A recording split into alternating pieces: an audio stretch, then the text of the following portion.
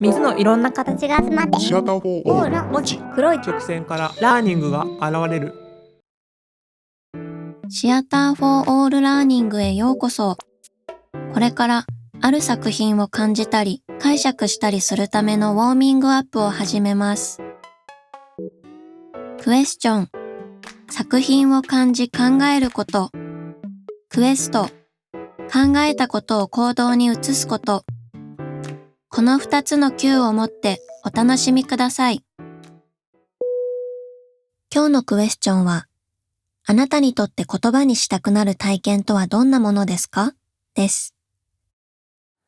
大崎さやかです。詩を書いています。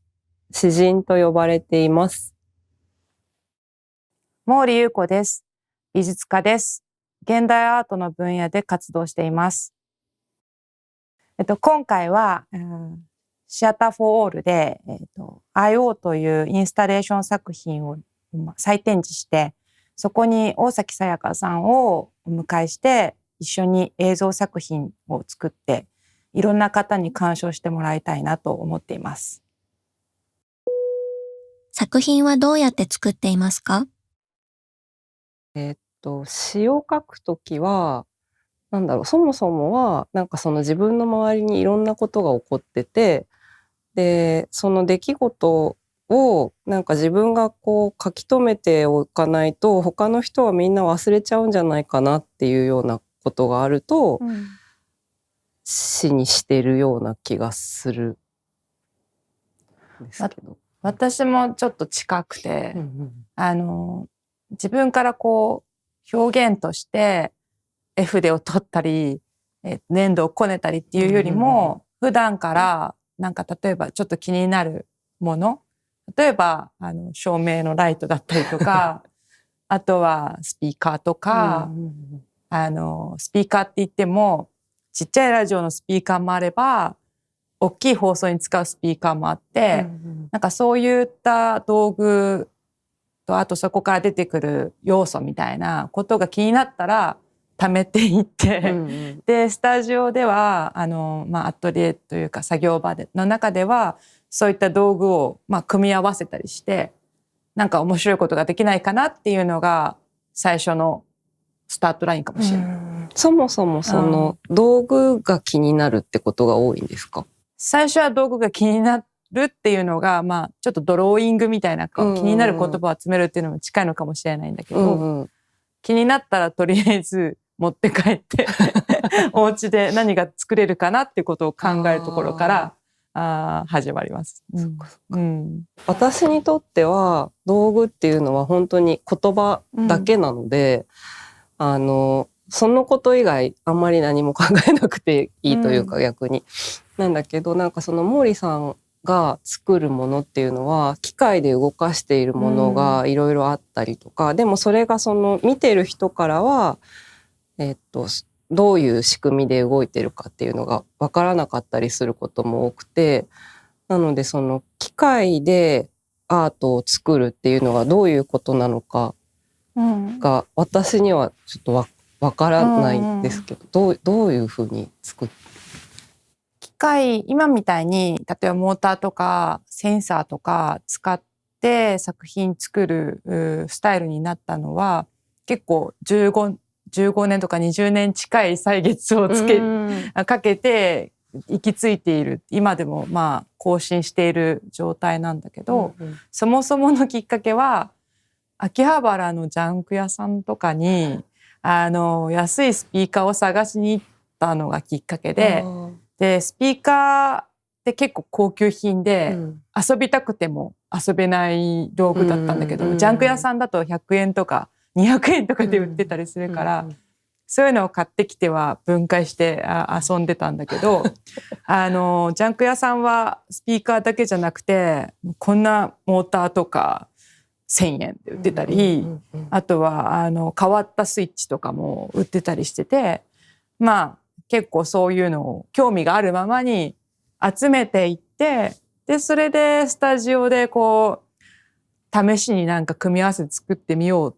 いっぱい失敗もしてるんだけど、ショートしちゃったりとかしてるんだけど、それが最初かもしれない。スピーカーで遊ぶっていうのは、具体的に言うとどうやって遊ぶんですか？今ね、なんか Bluetooth とかイヤホンとかでスピーカー自体がすごくちっちゃくなってきてるけど、昔はああいうふうに電波に飛ばせなくて、スピーカーのコイルと磁石の塊なんだけども、その塊に電気を通すと、こう振動が目に見えて、見えるわけ。で、それがすごい面白いな。それ小学校でもやる実験だったりするんだけど、それを例えば大きいスピーカーでやったらどんな振動するんだろうとか、高周波って言って、なんで高い音、人間は聞こえない音なんだけども、それを例えば流したらどうなるのか、もしくは聞こえないくらい低い音を流したらどうなるのかみたいなこととか、あとスピーカーに穴開けたらどうなるんだろうとか、スピーカーを分解しちゃったらどうなんだろうみたいな遊びはいろいろして、そこが結構起点になってる。壊して遊ぶみたいな。壊して遊ぶみたいなところはあるかもしれないですね。それから機械いじりが好きになって、自分の作品の中にも入れてみたいなみたいな。入れてみたいなっていうか、それが自然になんかこねていったら作品になってたみたいなことはあるかもしれない。そうなんだ。初めて聞いた。音にはどんな面白さがありますか？アートで音を使うと、例えば美術館とか、お部屋で区切っていろんな作品を展示したとしても、音を鳴らすと壁とか関係なく隣の部屋まで行っちゃったりとか外まで行っちゃったりとかで、逆に外で例えば体育祭してたら運動会の音がものすごい中に聞こえてきたりとか、あとは全然気にしてなかったクーラーの音だったりとか、時計のチクチクする音だったりとか、そういうものも全部気になってくる。なんかそんな感じで世界を見ていると、いろんなことに気づいてなかったことあんなっていうきっかけには私はなっていて、それは作品作る時もなんかじゃあ音をどういうふうに使うかっていうことはすごく考えるんですか？そう、ミュージックコンサートとかだったらステージの上からちゃんとこう音を届けるっていう、みんなお客さんが同じ条件で聞こえなきゃいけないっていうことを考えなきゃいけないのかもしれないんだけど、私はアートとしてなんか音を使うのは混ざってもいいなとか、客席それぞれによって全然違う音が鳴ってもいいなとか、例えば音が鳴る作品があっても体育祭の音で、影響しちゃって全然違うものに見えちゃうのも面白いかなって思ってる。またその空間だけの体験になるのかなって思ってます。さやかちゃんはなんか朗読する時とかになんかこういう環境の方がいいとか、例えばどういうことを考えたりしてますか？こういう環境がいいっていうことは特に考えたことはなくて、言葉を最初は文字で書くわけだけど、それを声にするっていうのはなんか多分音っていうより声っていう言葉で考えてると思うんですけど、なんかその声になると、文字だと伝わらなかったそのスピード感とか、その言葉、その文章に込めてる、熱量とか、そういうものが自分の作品を自分で読むときっていうのは、自分がそういうふうに思って書いた通りにスピードとかボリュームとかを調節して読めるっていうのがすごく面白くて、でそのことによって聞いた人が文字を読んだ時よりも伝わってきたって言ってもらえることもあるし、それがすごくその音にする面白さだなって思います。そうだよね。こそこそ声で喋るのと大声で喋るのでも全然違うもんね。同じ言葉を発したとしても。そうだね。どうして毛利さんと大崎さんは一緒に作品を作ったのですか？今回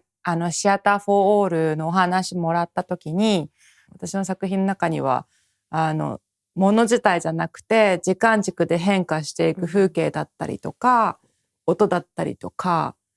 そういったさまざまな要素が入ってきていて、でそれも例えば映像として残す時にさやかちゃんの朗読と一緒にコラボレーションできると、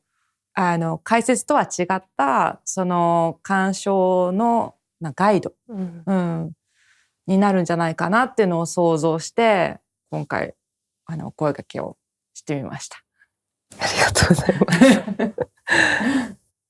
ね、さやかちゃんにはなのでまず作品を作ってからそこに来てもらって、詩を作ってもらって、でその詩を映像の中に載せていくのかな。まだ試行錯誤ですよね。でも私がその最初に毛利さんの作品を美術館で見た時に、その時はこういう仕事でも何でもなく、本当にその空間にやっぱり私が入っていって、そこですごくいろんなものがどういう仕組みかわからないけどこううごめいていて、でそのうごめいてるものの隙間に自分もいて、それがすごく気持ちいいっていう体験があって、その時もやっぱりなんかこの体験を今この楽しんでる自分の感覚っていうのは多分そのちょっと時間が経ったら忘れちゃうだろうなって思ったし、他の人にはここは見えてないかもしれないとか、逆に私が見えてないこともいっぱいあるんだろうけど、私に見えてることは他の人に見えてることと全然違うんだろうなっていうのをすごく感じたので、書いてあげなきゃみたいななんかその毛利さんのためにとかじゃなくて、ここにうごめいてる者たちと私との関係を書いとかないと、誰も覚えておかない、誰の記憶にも残らないものになっちゃうって思って書いたので、なんか今回もそういう風に書けるといいかなって思ってます。2017年に、地元の藤沢市で初めて個展をしたんだけども、その時にワークショップの形で、さやかちゃんにも参加してもらったんだけども、水とプラスチックの素材と使ってその水漏れをまず作って、でそこに、プラスチックの道具でどんどん水漏れをこう塞いでいく、修理していくっていうものが作品になっていくっていうインスタレーションを作ったんだけど、水がずっとこう漏れながら巡り巡っているっていう作品で、その時に作品作りも手伝ってもら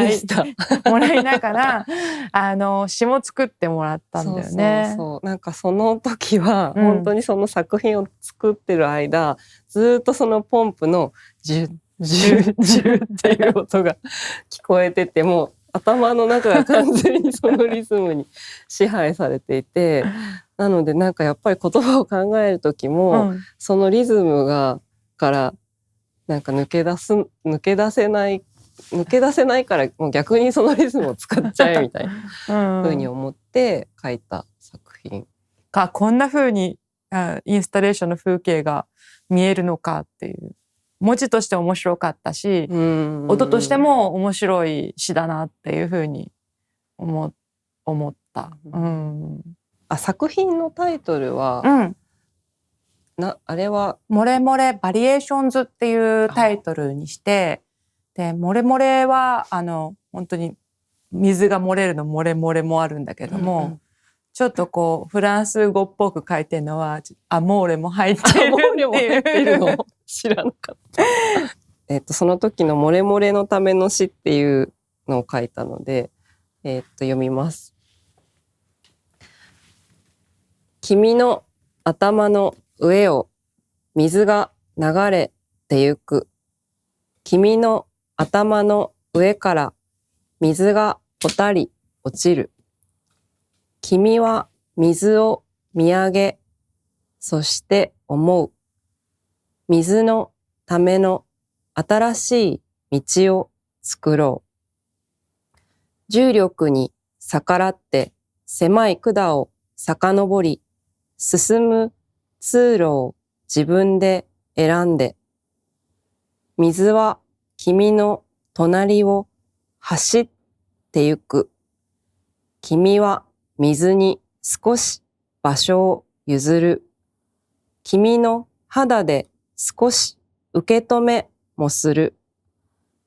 水が雨になって降り、雨が川になって流れ、大きなダムに溜まるとしても、君に水を止めることはできない。君の体を巡る水のように。っていう詩です。その作品解説とか作品の批評というか、そういったものは展覧会をすればおのずとついてくるものなんだけども、さやかちゃんの詩はそれとは全く違ったすごく個人的でもあり、でもみんながこう共有できる言葉の使い方だから、今回のシアター・フォー・オールのそのいろんな方たちに見ていただくツールとしてもすごくいいんじゃないかなって思って